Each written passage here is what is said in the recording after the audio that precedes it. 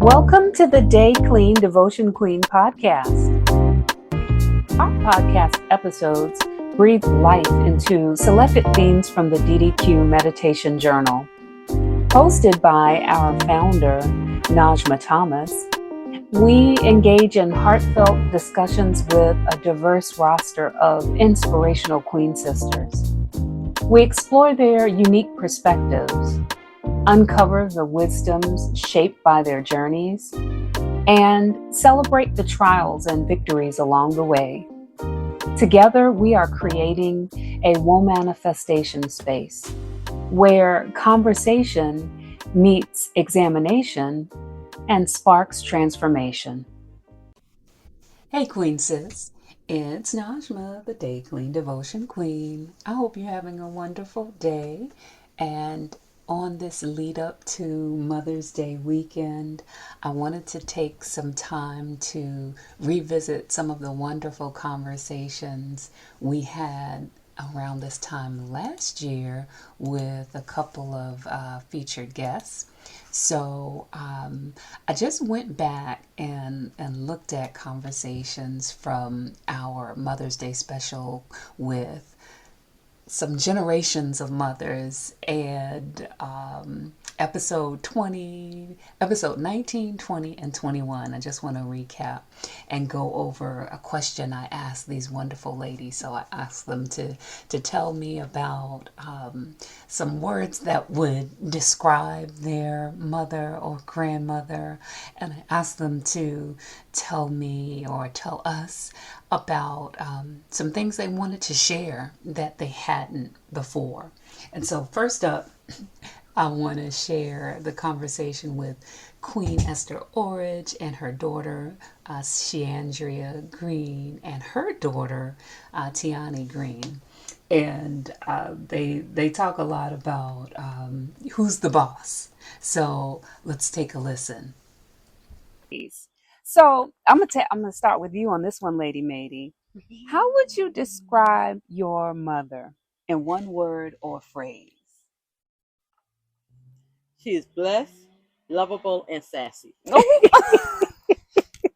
so perfect. That is so perfect. I'm sure everyone can agree with that. I won't even ask you why you picked that description because it's just perfect. Everyone loves her. Yes. She's blessed. She was sick in November. She don't even recall what she went through. But prayers brought her through. Yes, ma'am. And she's sassy. So when she don't want to do right, she get mad at me. She walk off, go in the room. I don't say a word to her. Then she come back out and start a conversation like nothing ever happened. That's beautiful. And then she told me, I'm going home. I said, no, you're not.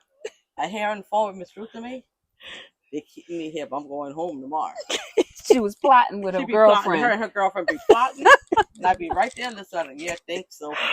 Not going to happen. Not going to happen. We're not finished with the respite care yet. Right. Okay. We understand. And when she gets too bad, I just get on my phone and text my brother Daryl or Al. And they come with the big stick. And nothing else is said. And that's that. That's that. We love it. Yes. We have our ritual. Tiani, since your mama talking about her mama, now you get to tell us how you would describe your mama in one word or one phrase. I'm gonna say she's an all-around person.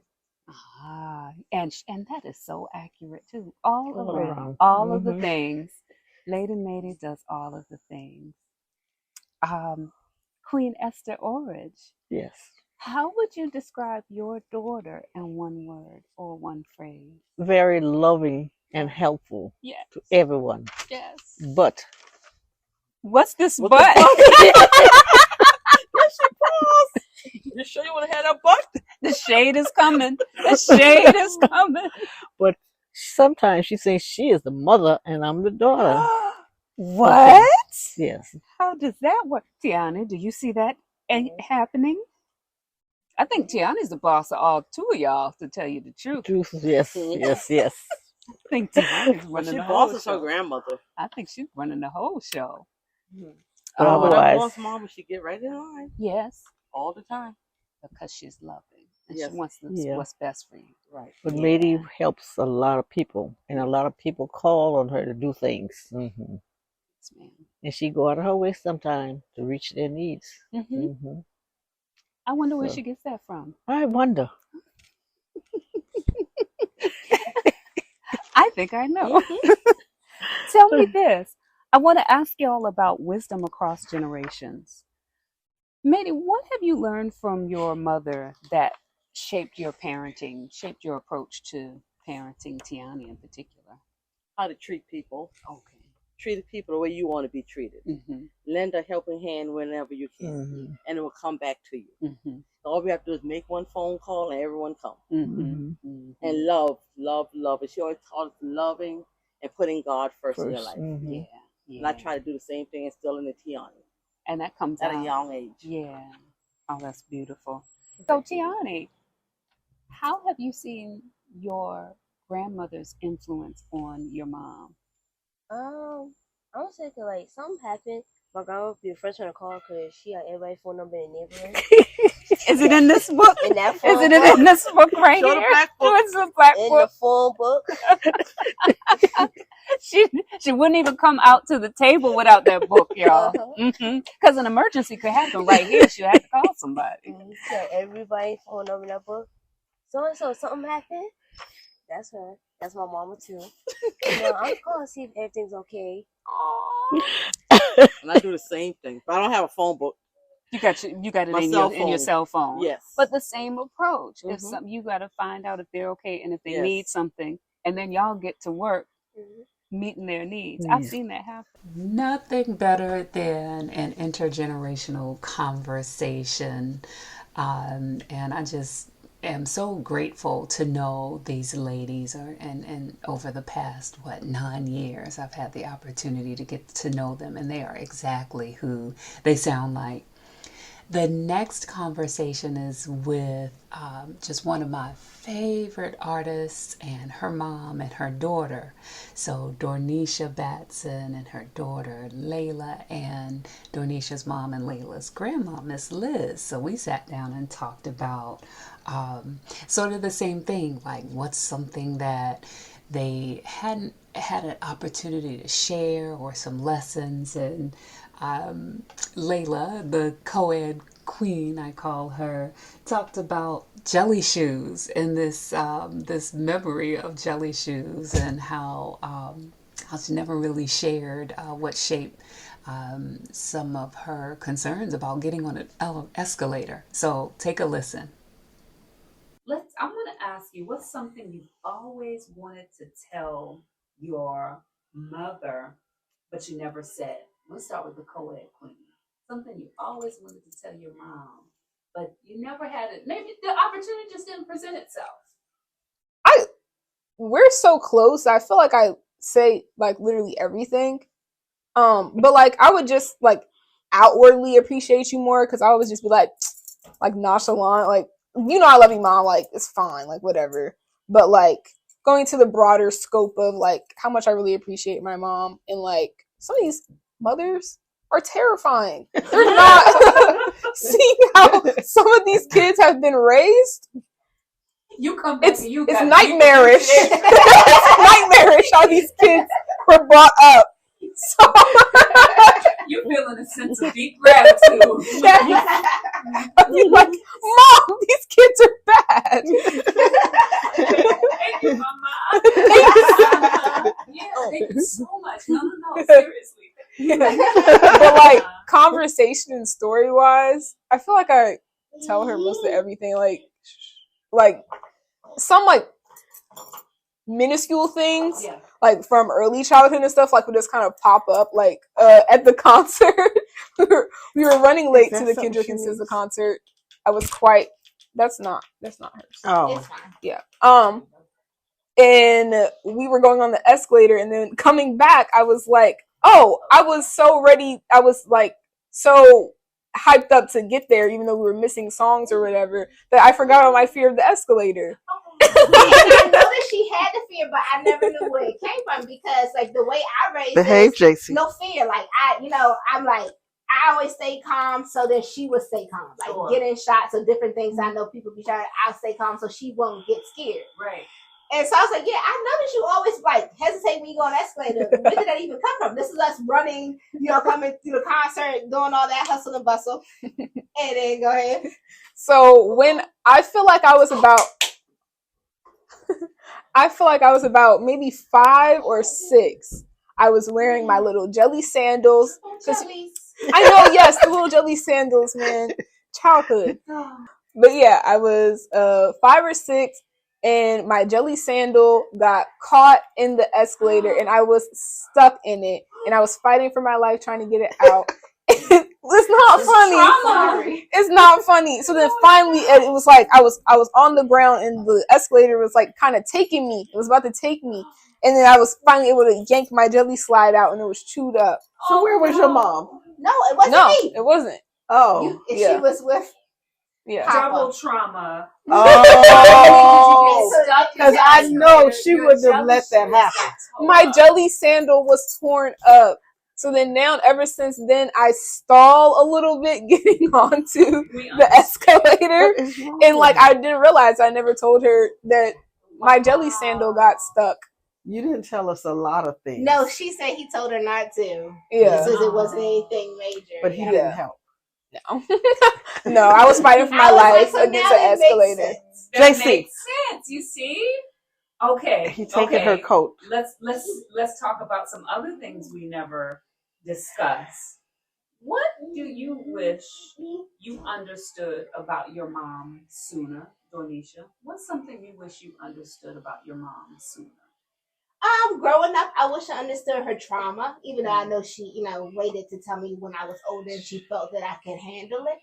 But I would have understood why she was such, strong disciplinarian. I thought she was a mean old lady. I was daddy girl, and that was a mean woman, okay? So, if I had understood that, I would have gave her more grace. And once I got older and she did share, stuff that she experienced growing up, then we ended up becoming that's my dog right there. That's my best friend. You know what I'm saying? Hey, me and her got very close. And I was like, oh, so now I understand. Yeah. Miss Liz, what's something you wish you had known or understood about your daughter sooner? Lord.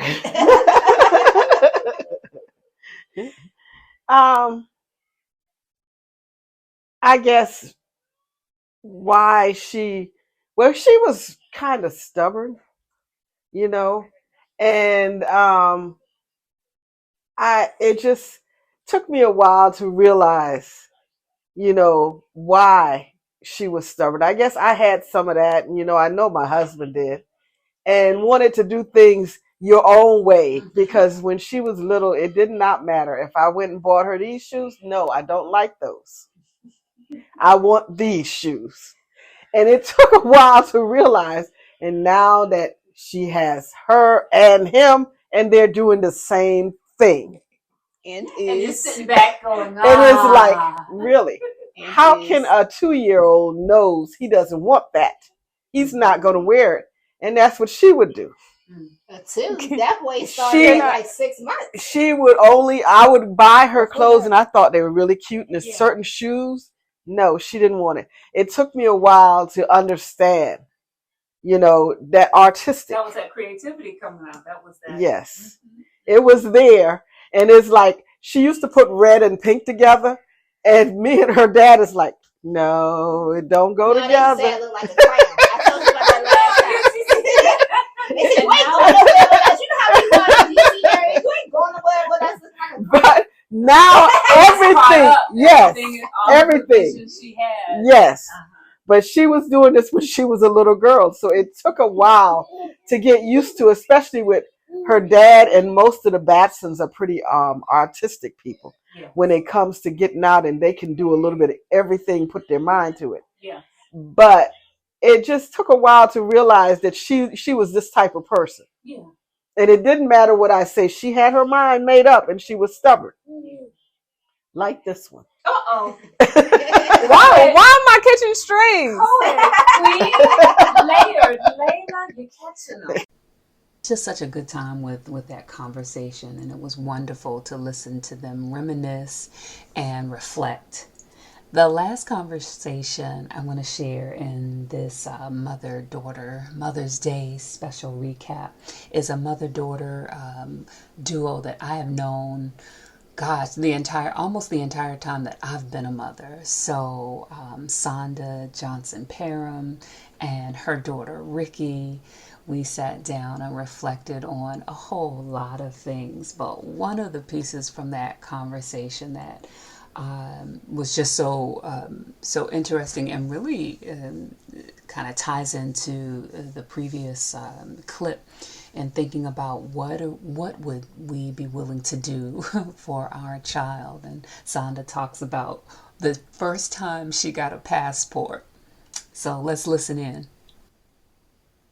Is there something you always wanted to tell Ricky, but you just didn't have the opportunity, or didn't occur to you?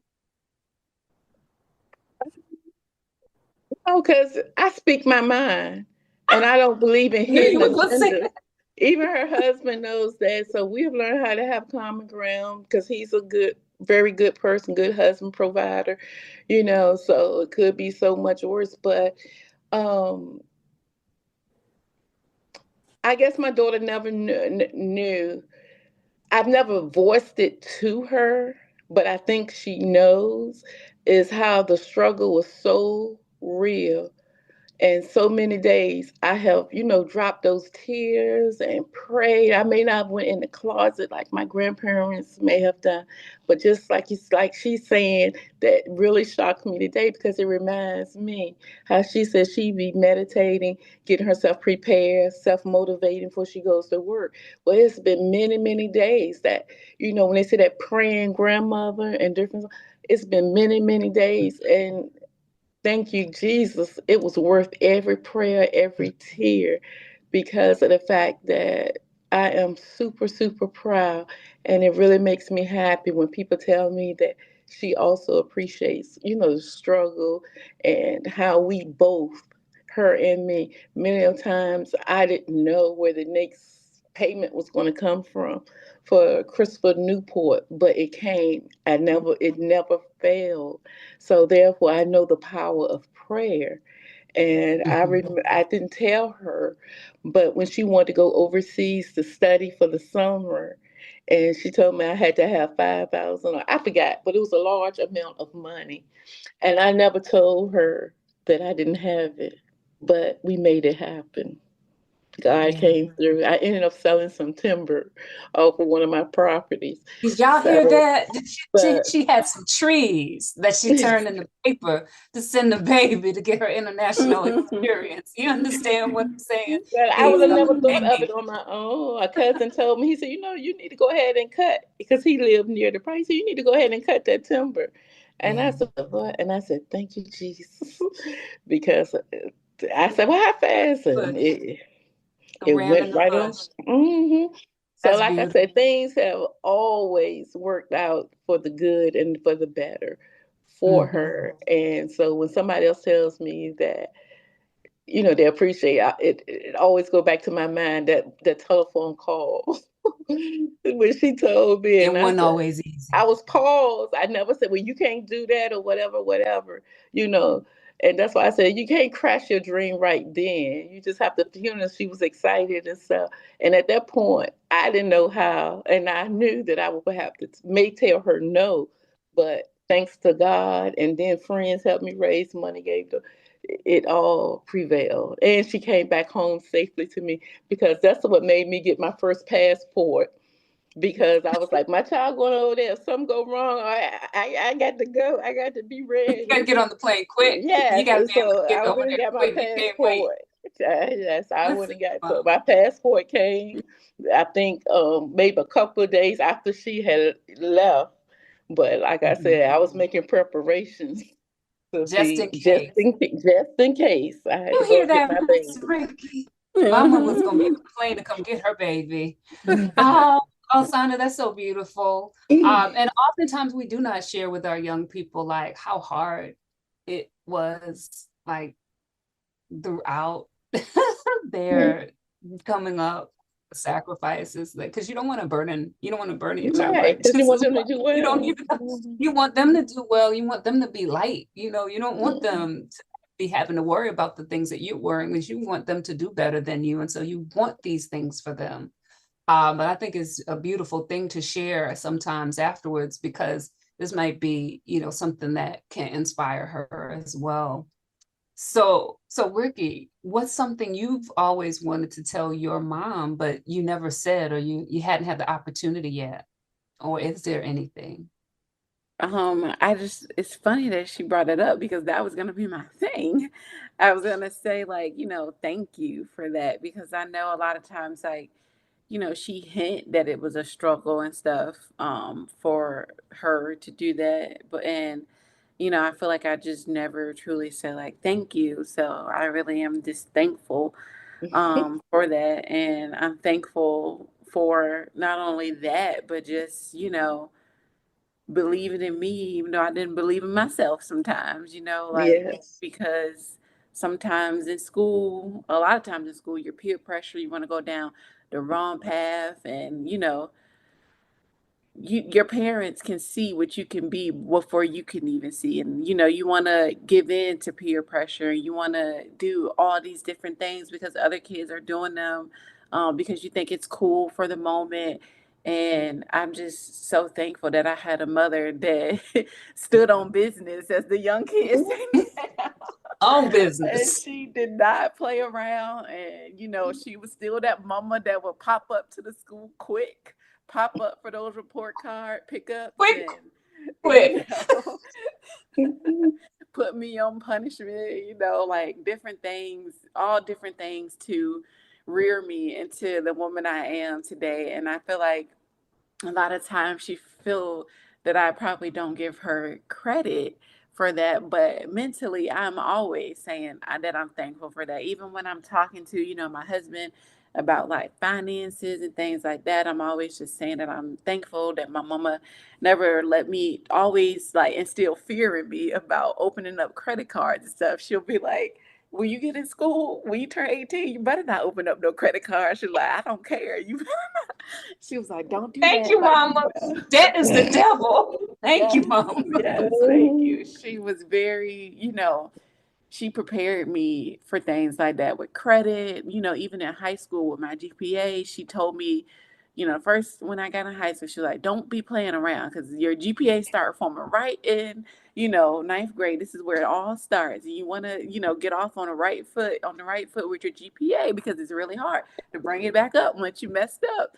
And, like I remember all of those words and, all of those things that really helped me to be successful today, because if I did not have that when I was in high school, I would not be who I am now. Like, I could have messed up my freshman year and I wouldn't have gotten into CNU, I wouldn't have gotten into UVA.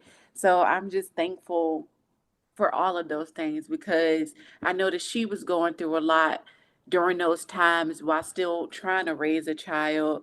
And, like some of the things no woman I feel like should ever have to go through. Every woman, deserves the right to have, love, the family that they dreamed of, anything that they have set out and on the path to do and worked hard to do. I feel like you deserve to have it the way that you always aspired it to be.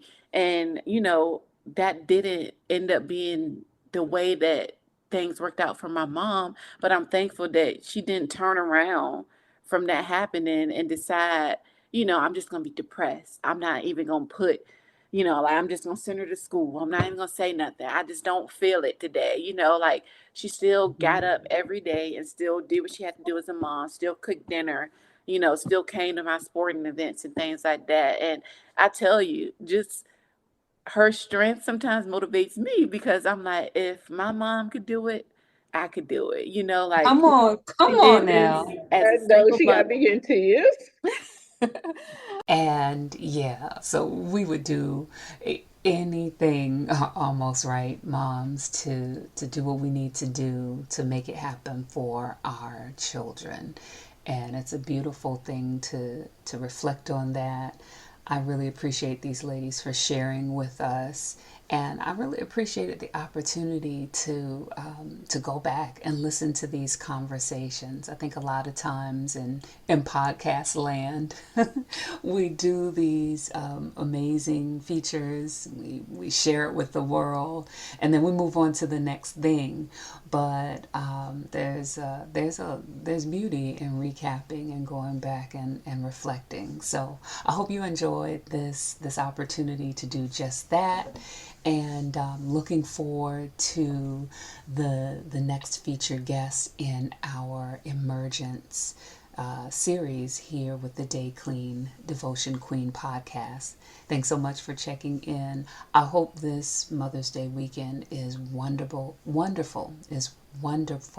for you, no matter where you are in the continuum of mothering in our community, to the sisters and the aunties and the mentors and all of the folks in between, doing the things that are so necessary to build this beloved community. Thank you, and be well, Queen Sis.